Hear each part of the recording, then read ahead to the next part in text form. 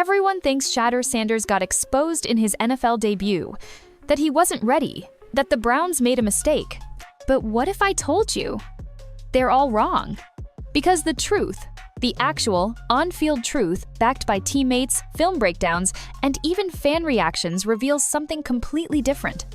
And it all starts with a few shocking details the trolls and hot take merchants conveniently left out. A starting wide receiver who had never practiced with Sanders before, catching passes from him in an actual NFL game. An elite defense, fully healthy and hungry. A game plan designed for someone else. No practice reps, no chemistry, no left tackle, no chance. And yet, somehow, even in that chaos, Sanders showed flashes of something special. Now, Skip Bis is tearing apart the lazy narratives. Cedric Tillman is speaking out. And Browns fans? They're making it loud and clear who they want under center. This isn't just about one game. This is about mismanagement, redemption, and a QB controversy that's about to explode.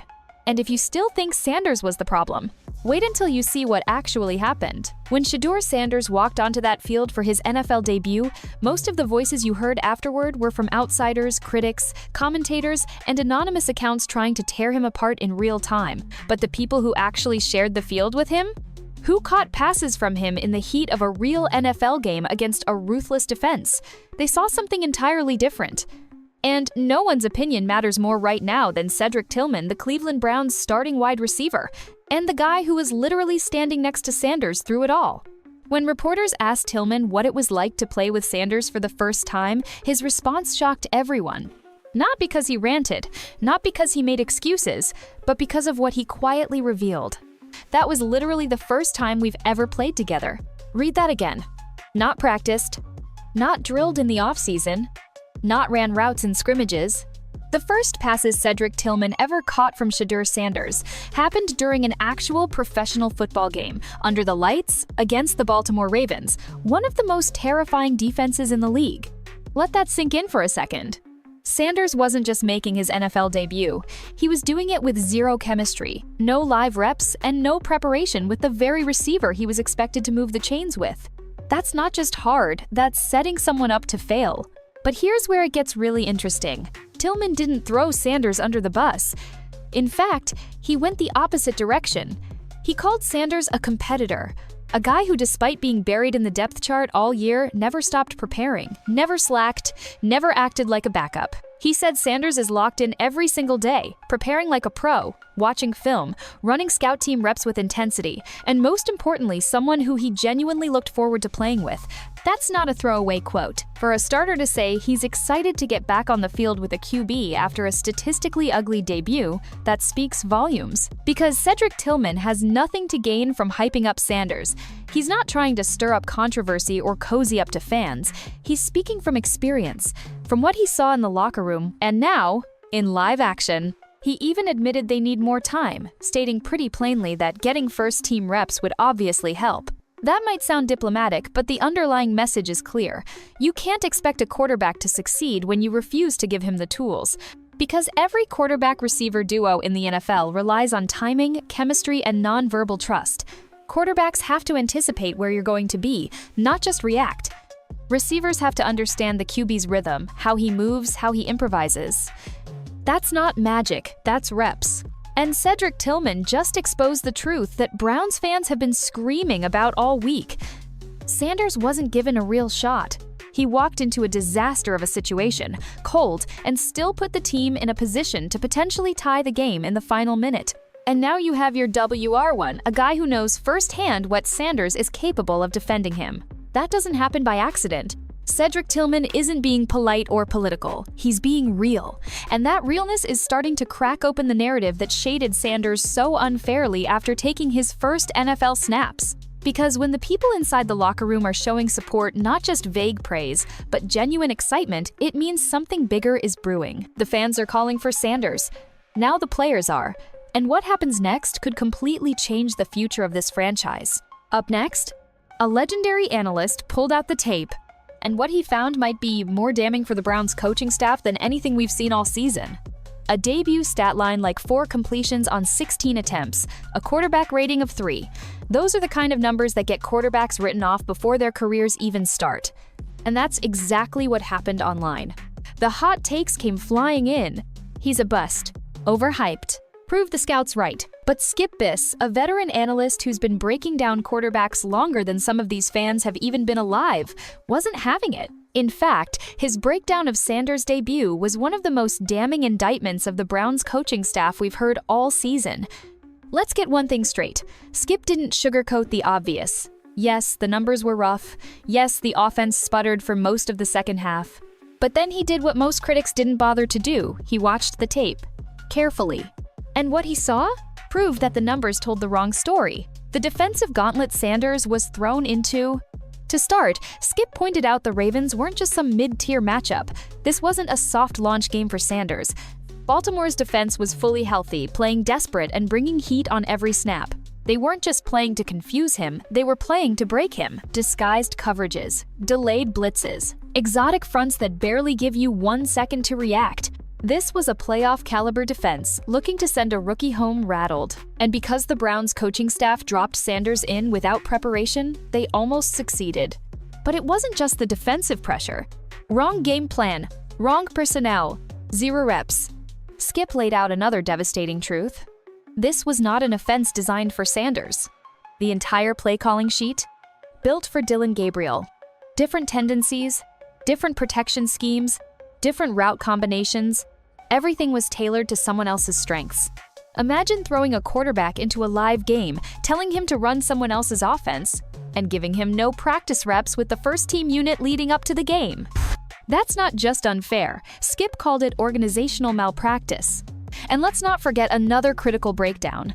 The injury to Cam Robinson, the team's left tackle, in the final moments of the first half. That left Sanders completely exposed on his blind side, one of the worst scenarios a right-handed quarterback can face, especially during a debut. Skip described it as a perfect storm of failure, and none of it came from Sanders. But then, the tape changed everything. This is where it gets interesting. Because when you actually watch the tape, the real tape, not the stat sheet or angry Twitter threads, the scene shifts. Sanders' first 2 throws? On the money. Poised. Accurate. In rhythm. Then came the blitzes. The chaos. The endless pressure. The collapse of the O-line. Sanders was in survival mode, trying to breathe in a pocket that barely existed. Still, he held his ground and got to the final drive with one more chance to prove himself. And that's where Skip saw something different. Something special. The 25-yard dart that changed the narrative. With the Browns trailing 23-6 and the clock running out, Sanders connects on a fireside bullet, a 25-yard strike to rookie Harold Fannin Jr. Skip didn't pull punches about it. He said, "That pass had more juice, more confidence, more next-level touch than anything I've seen from Dillon Gabriel all season." Let that sink in. This wasn't a guy falling apart. This was a quarterback who'd been given nothing stepping up and making a veteran-level throw in the game's most intense moment. Skip's analysis made one thing crystal clear. The raw talent is real. What the film exposed wasn't Sanders, it was the Browns staff. Skip didn't just break down where Sanders succeeded, he exposed where the Browns failed. No first-team reps. No game plan adjustment. No functional O-line after the half. No help from the sideline during crunch time. And no real preparation for what they were asking him to do. Just a raw, talented quarterback dropped into fire, asked to save the season with his improvisation alone. And he almost did. And what comes next could change everything. Skip closed his segment with a warning and a hope. Give this kid even 1 week with the starters with a plan built around him and we'll see a completely different result. I guarantee it. And that might be closer than we think. Because injuries are mounting, frustration is growing, and pressure is boiling over behind those locker room doors. And up next, the thing that no coach can control, the fans. Because when Sanders stepped on that field, the crowd absolutely erupted. And the message was loud and unmissable. They've already made their choice. Sometimes the loudest message in football isn't what the coaching staff says in a press conference. It's what 70,000 fans scream in unison the moment a quarterback jogs onto the field. And when Shadur Sanders made his NFL debut, Cleveland erupted. There wasn't hesitation, no awkward half cheers, and definitely no groans or indifference. There was pure, unfiltered electricity. You could feel it through the screen. The moment Shadur stepped onto that field, the energy inside that stadium flipped like a light switch. And the cameras? They caught it all. Fans standing, screaming, fist-pumping, like they were watching their season come back to life in real time. Because for weeks, they'd been waiting for this.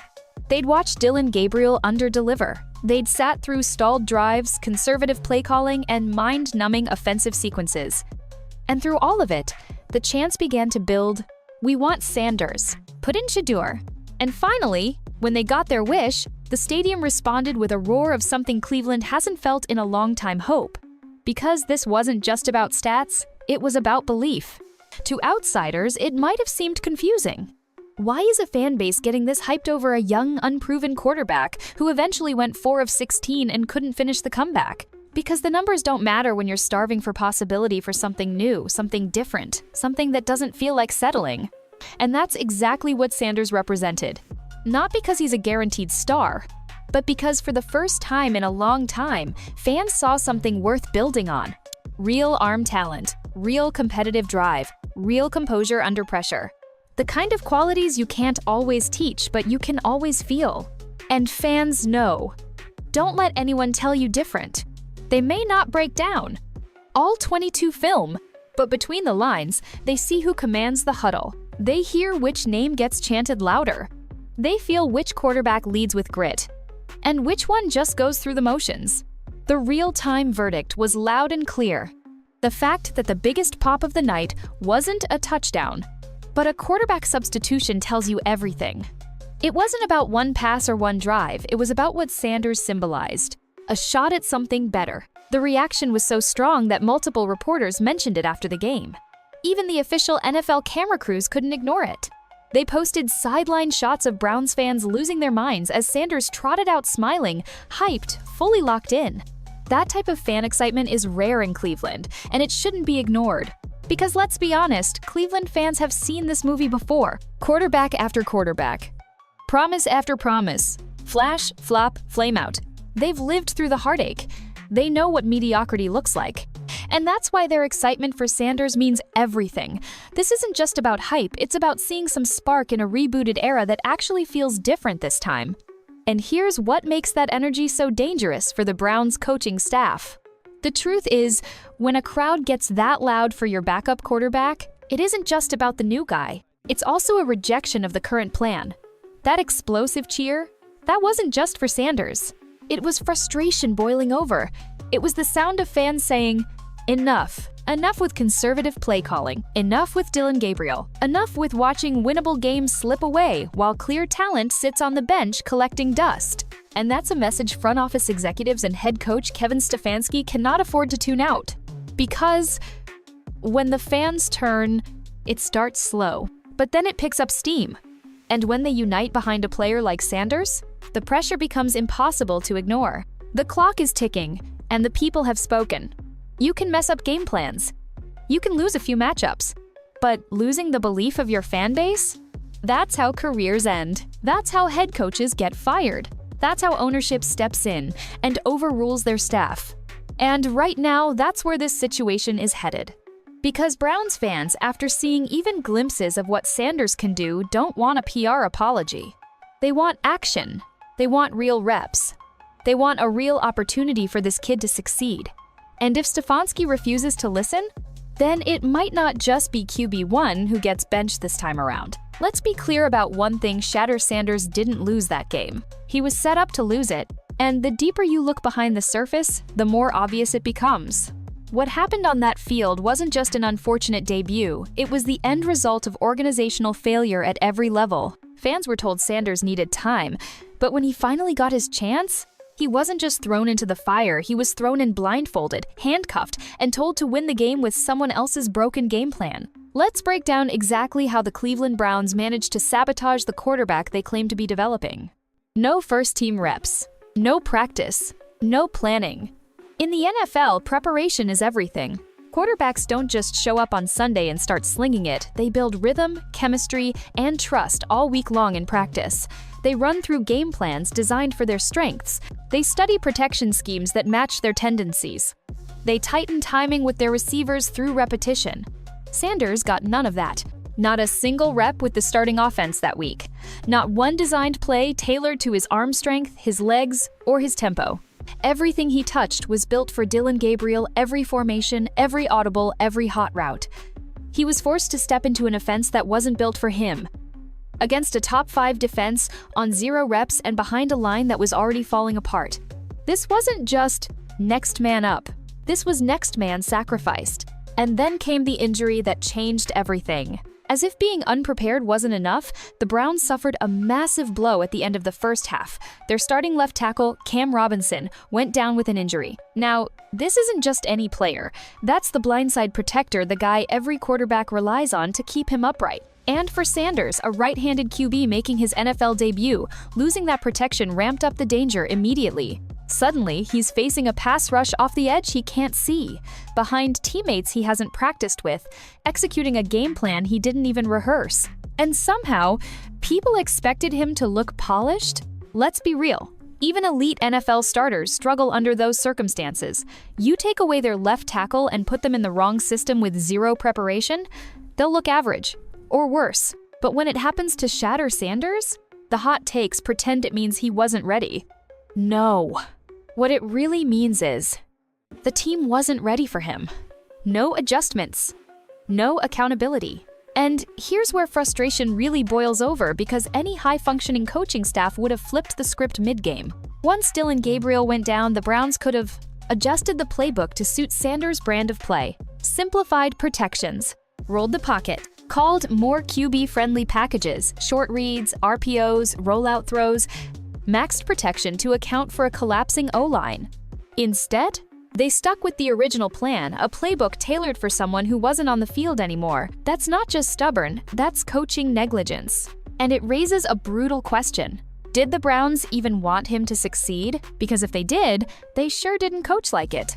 Everything about that game screamed unprepared, not from the player, but from the people paid to set him up to succeed. The quiet red flags nobody's talking about. Coaches always preach next man up, but Shedeur got no real support. He wasn't just playing the Ravens, he was fighting uphill against his own staff's lack of preparation. No time with the first team.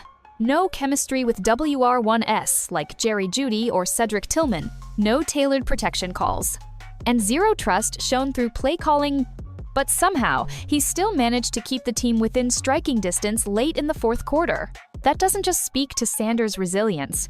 It exposes the truth about this Browns staff. They didn't give him a chance, and it's more than just one game now. This is no longer about Shedeur's rough start. This is about a coaching culture that's too rigid to adapt, a staff that clings to their guy, no matter the results, and a system that seems more interested in proving themselves right than building a franchise quarterback the right way. Because here's what any smart organization would have done after watching that game. Taken a long, hard look in the mirror. Instead, the Browns doubled down, propping up Dillon Gabriel, minimizing Sanders' efforts, and refusing to admit they made the mistake, not him. But fans aren't blind. Analysts aren't silent. And teammates? They're starting to speak up. And when players, analysts, and fans are all in agreement, that's not just noise, that's a movement. And that pressure is about to reach the front office fast.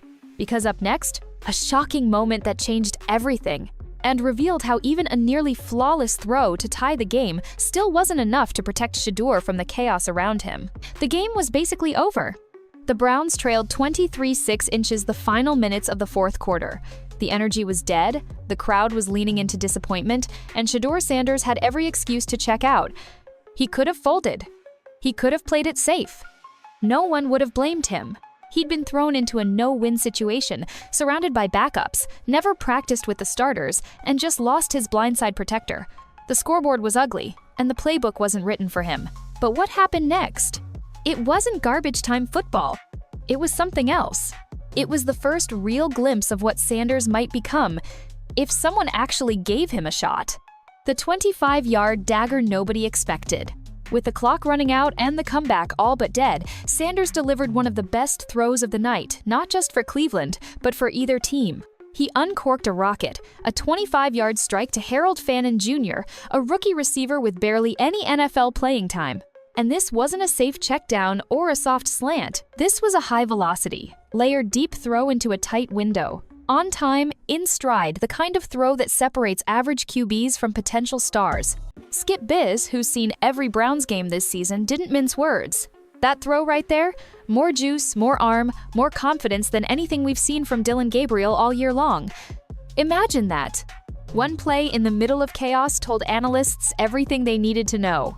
Because arm talent like that? You can't teach it. But what's even more impressive? Sanders made that throw after everything had gone wrong.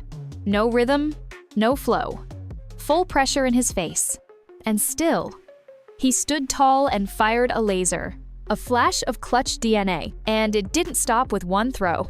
On a critical 3rd and 10, with the game still technically alive, Sanders scanned the field and hit Jerry Jeudy, a veteran receiver Sanders had never practiced with, across the middle. The pass wasn't just accurate, it was placed perfectly to give Jeudy a chance to fight for the sticks, which he did.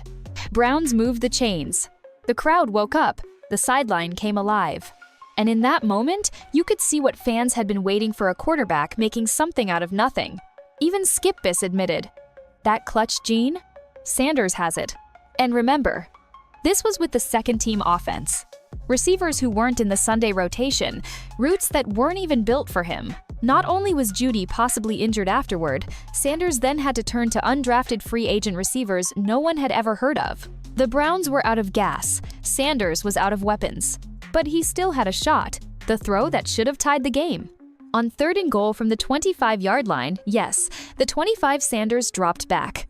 And despite a broken protection, despite facing a defense bringing heat on every snap, despite being matched up with a rookie receiver he hadn't worked with once, he made the throw. A perfect dart to Gage LaFavian, another undrafted rookie, hitting him square in the numbers in the end zone between two defenders. It was beautiful. Skip called it a big-time throw from a big-time arm. And it should have been enough, but LaFavian couldn't come down with it. Despite getting both hands on the ball, it slipped away as Cowboys' former DB Isaac Yiadom swatted it out at the last second. If that ball had landed softly in LaFavian's hands, the narrative around Sanders' entire debut would have flipped overnight. Suddenly, it's 23-13. You line up for a 2-point play, you onside kick, you're back in the mix with all the momentum, you're in the game. But instead, just another almost in a night full of them. 4th down. Missed penalty, game over. But there was still one more shot, one more chance to make magic happen. 4th and 5. Season on the line. Crowd holding its breath. And the Ravens? They jumped. The entire left side of Baltimore's line moved before the snap, an obvious offside, plain as day, and yet the refs? Silent. No flag, no whistle. And because of that blown call, Sanders was swarmed instantly before he could get the ball out. He fired a desperation sidearm to David Njoku in the flat, incomplete. Game over. And just like that, the comeback that almost was vanished. Not because Sanders didn't make the right plays, but because everything around him crumbled. What that drive really proved. If you only looked at the box score, none of this mattered. But if you watched that final drive, if you felt how Sanders rose above the disaster, then you saw what the players saw, what the fans saw, what Skip Bis couldn't stop talking about. Sanders wasn't shaken. He wasn't broken. He didn't quit, he fought through every obstacle, delivered clutch throws, and came this close to pulling off the impossible. Not many QBs can do that, especially in their very first game, with no preparation, against a playoff defense. And the craziest part? Even after all of that, Sanders still hasn't been named the starter. At this point, it isn't just about football anymore. It's about pride. It's about politics. And it's about bad decisions snowballing inside a franchise that's been here far too many times before. Because while fans, analysts, and even players are seeing the light, Kevin Stefanski refuses to open his eyes. Despite an ugly outing from Dillon Gabriel, despite deafening chants for Sanders in the stands, despite Skip Bis tearing apart the film and Cedric Tillman vouching for his guy, Stefanski is still backing the wrong quarterback. And the longer he drags his feet, the more pressure builds not just on the field, but inside the walls of the Browns facility, because what started as quiet frustration is starting to turn into something much more dangerous. Was this always about winning or about being right? Stefanski has made it clear in press conferences and decision-making. He wants Dillon Gabriel. Why? Because Gabriel plays it safe. Because he doesn't question scheme structure. Because he fits neatly into the kind of offense this coaching staff wants to run, whether it actually works or not. But here's the issue. The Browns are not winning with safe. They're not building anything meaningful with quiet compliance. And now, they're not just ignoring raw talent, they're burning bridges inside their own locker room.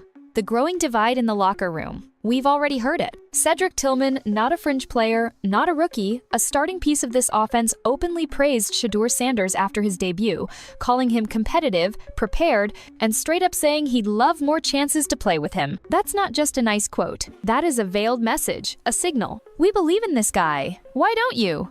And that energy is starting to spread. Other players have hinted at it too. You feel it in their reactions, in the subtle body language on the sideline. When Sanders made that 25-yard laser to Harold Fannin Jr., the whole team lit up. That isn't normal for a third-string QB. And when a roster starts rallying around the quarterback you're trying to bury, that's the beginning of a leadership crisis. Stefanski is playing a dangerous game. This isn't just about a quarterback controversy anymore. This is about a head coach gambling his credibility on the wrong guy. Week after week, Gabriel's been given every opportunity to claim the job, and week after week, he's underperformed. But instead of opening the door and saying, all right, let's give the kid a full week of prep and see what he's got, Stefanski is doubling down on a failing solution.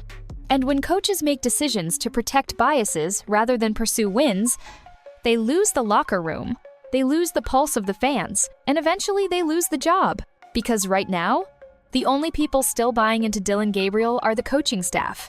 And maybe not even all of them. Meanwhile, the clock is ticking. Shedeur now has the fan base behind him. He's got analysts calling for his shot. And players, quietly but clearly, sending signals of belief and frustration. What does Stefanski have? A quarterback who's losing the crowd. A playbook that's not working. And mounting pressure from ownership that's watching this unfold, wondering how much longer they can stand by and do nothing. And here's the risk. If Stefanski waits too long, if he lets another opportunity, say the Las Vegas matchup, go without giving Sanders proper starter prep, he's not just risking another loss, he's risking the entire locker room turning against the coaching staff.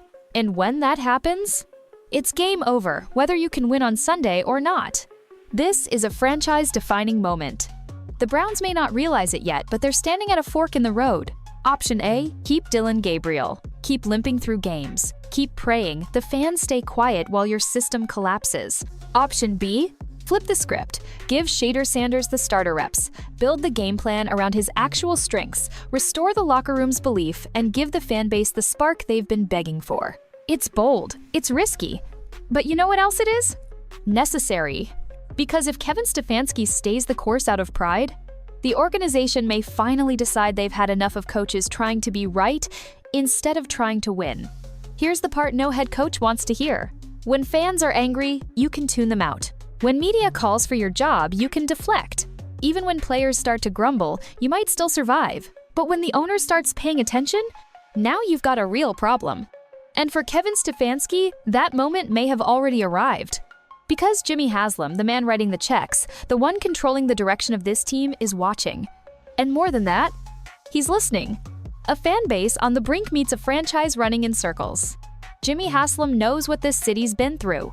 Browns fans have endured quarterback carousel after quarterback carousel, coaches fired mid-season, locker room meltdowns, and high draft picks that turned into nothing but dust and disappointment.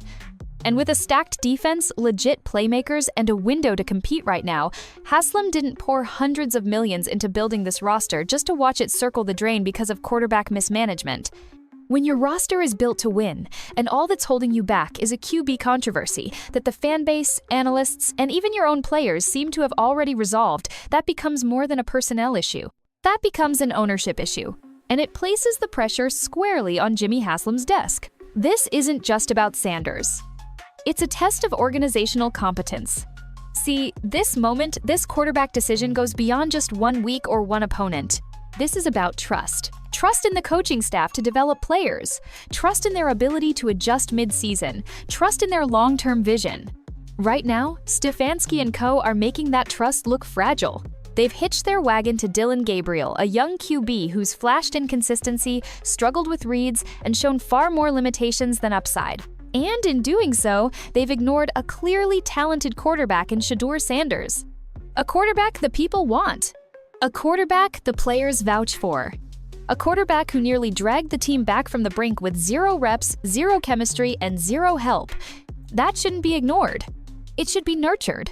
And when a coaching staff refuses to adjust, that's the exact moment ownership has to step in and ask the hard question. Are our football people getting this one wrong?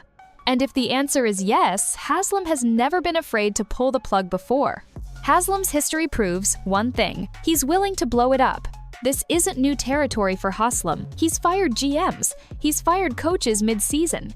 He's taken risks, good and bad, to put the team back on track when the current leadership looked lost. And if the rumors swirling around the facility are true, the pressure's building fast behind the scenes, because it's one thing for the coaching staff to stay loyal to their system, but it's another thing entirely when their refusal to pivot is costing the franchise wins, fan support, and locker room discipline all at once.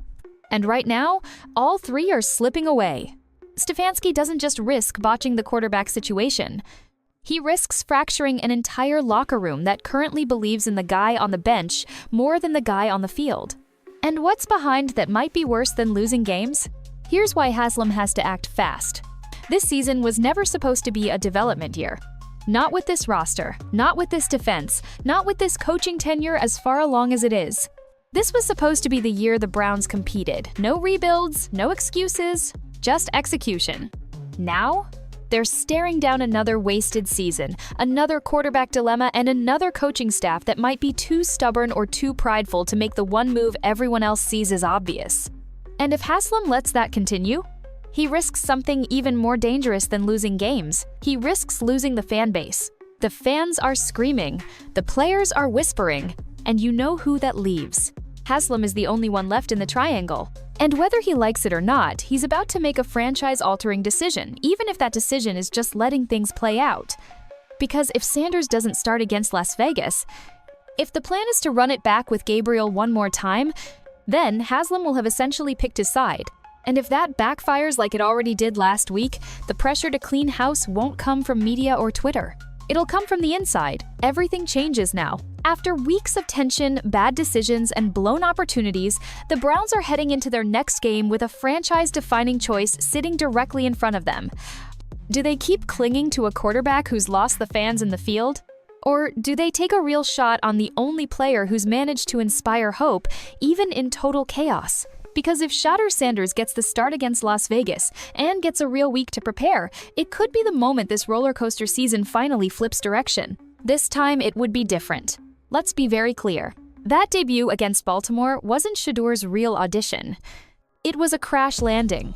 He didn't just get thrown into the game, he was thrown into a hostile environment with zero protection, no chemistry with his receivers, no practice snaps with the starters, and a playbook written for somebody else. And even then, he showed flashes of elite quarterback traits. Quick decision-making, poise in the pocket under pressure, arm strength that separated him from both Gabriel and Flacco, and a mindset that refused to fold, even after everything had collapsed around him.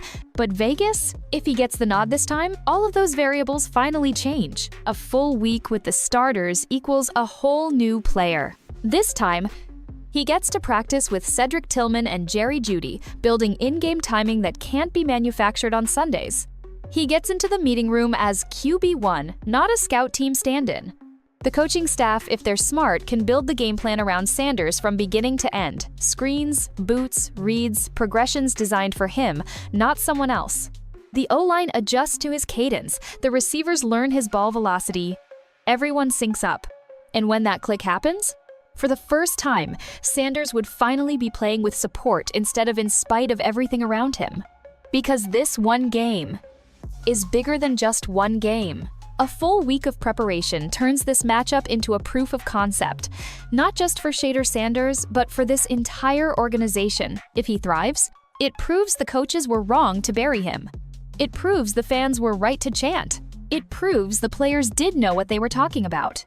More than that, it proves this roster isn't broken, it's just been misled. People will stop asking, can Sanders survive in the NFL, and start asking, Is Sanders the guy moving forward? And the fact that those questions are now real is a massive testament to what Shadur showed even in just one chaotic quarter. A win could flip the entire locker room. If Sanders goes into Vegas and delivers if he spreads the ball, moves the chains, makes plays off script, and gets this team a statement win, that locker room will follow him, period. Coaches always talk about culture, identity, momentum, but what they forget is leadership is earned in moments of adversity. And Sanders already showed he has the fight, he just hasn't been given the weapons. Give him those weapons in Vegas? He might not just fight, he might take over. And once that happens, no amount of stubborn loyalty to Gabriel is going to stop the tide. And if they don't start him, that might be the biggest mistake of them all. Because every second Shadur Sanders sits on the bench from here on out will chip away at the belief inside that locker room and outside of it. The coaching staff's credibility is already hanging by a thread. The fan base is already done waiting, and ownership is already watching this like a ticking clock. Another game of posturing? Another week wasted on a QB they don't believe in? That's how seasons die. That's how locker rooms fracture. That's how jobs get lost by December. So now it's your turn. If you made it this far, you already know the truth. You saw what really happened with Sanders. You heard it from Cedric Tillman. You watched the breakdown from Skip Bis. You felt the stadium erupt when he walked onto the field. And most importantly, you saw what's at risk if the Browns keep pretending they don't.